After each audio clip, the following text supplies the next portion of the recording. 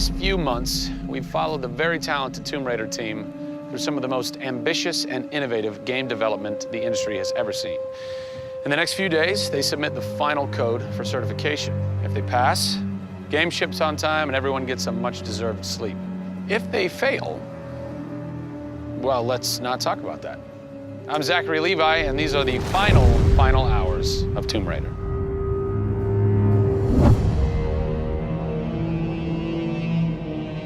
We've been around for 20 years at this point. Oh, wow. In this industry, that's crazy. Yeah. 20 years of games, and many times we've almost not made it, right? Through generation transitions, or you've had ups and downs in terms of games being released.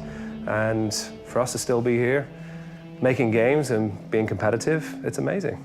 Is this pretty typical for you guys to be in the last week and really all you've got left are these little bugs to do? Maybe it's a few hundred still left to go. The team's cranking them out. You know, you're play testing it a lot. You're getting QA, quality assurance, to make sure it's clean. You know, stuff's coming in still, as in like, hey, this crazy thing happened here. And simultaneously, IDOS Montreal is doing what you're doing, just with the multiplayer at the same time, because the multiplayer and the single player are being delivered at the same time. So it's a big on team. Friday. Everybody's got to come together at the same time, at the same moment, and put pencils down and say they're done. Pencils down. Done. See. We're submitting in 4 days. Let me tell you now, we've had to move Brian Horton. He was art director. He moved over to my department in Brand about a month ago. There was a morning that he woke up and they went, "You've created a beautiful world. Now step aside." So my job is I'm working with a very talented team in the brand to make sure our screenshots are good, to make sure we have covers for magazines, posters, to make sure we have posters. Stuff, right. There's a lot of materials, just like in a film, where when a film's done and in the can, you have to sell it to people. You have to let them know what's cool about it. Listen, I'm coming to get you. I'm going to get you out of there. I promise, Sam. What's been great about this over the course of the entire process, you traveling around with us, is that we've been able to bring you the final hours of each of the pieces. We've spent probably the last 6 months watching how the music's come to an end and the voice acting has to be done. So each of our episodes up until now has really shown a side of the final hours of that particular person's role in the game. And now everything's come to a head where we're submitting the game this week. The guys are tirelessly working. You know, the guys have literally, at some cases, slept in the studio. Okay, so launch day, let's say you were at March 5th now.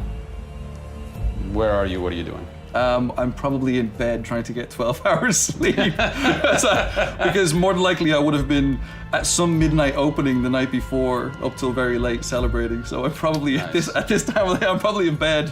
I think a lot of us won't even know what to do with ourselves. You get so heads down in something and it's been a part of our lives for years now. And you sort of get to that point where waking up in the morning, you're thinking about the game, and going to bed at night, you're thinking about the game.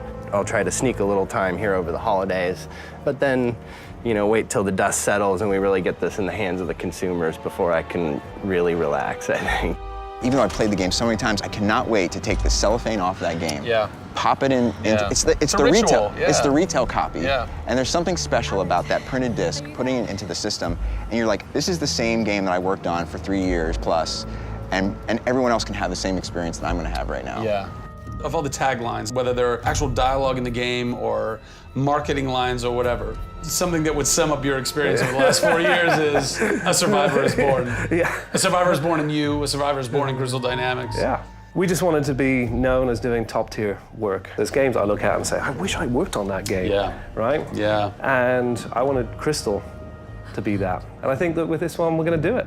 Anybody can make an explosion look beautiful and make a world look phenomenal, but we now move into a period of time where it's about having a connection with something which is much deeper than just saying, I have a controller in my hand and I'm guiding a character around and fighting or solving puzzles. There's a depth in the story that we're trying to tell, which hopefully for us is going to be able to set that structure for the future. Hopefully we've taken the risk and we've been shouting so loud about this that we're actually carving what should be done.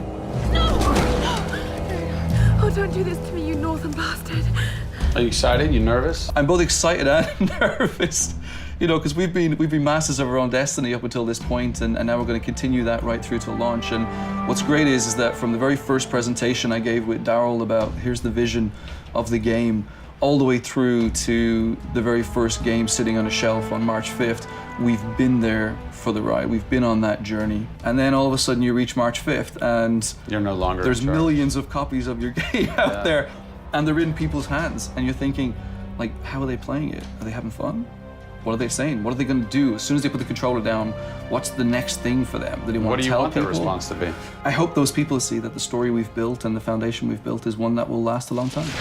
Doing something that's special is just incredibly tough, no matter what it is. You've got to really want it. You have to be passionate. You have to care about it. Everybody realizes that this is the game of their career, and everybody wants to put as much time and energy into this as possible. We have a studio full of passionate people who have put their lives into making this thing happen. This is not just a game that we're just going to ship on March 5th and people will go, great, I've got another game to my credits. This is one where the team are going to look back and go, that was a journey.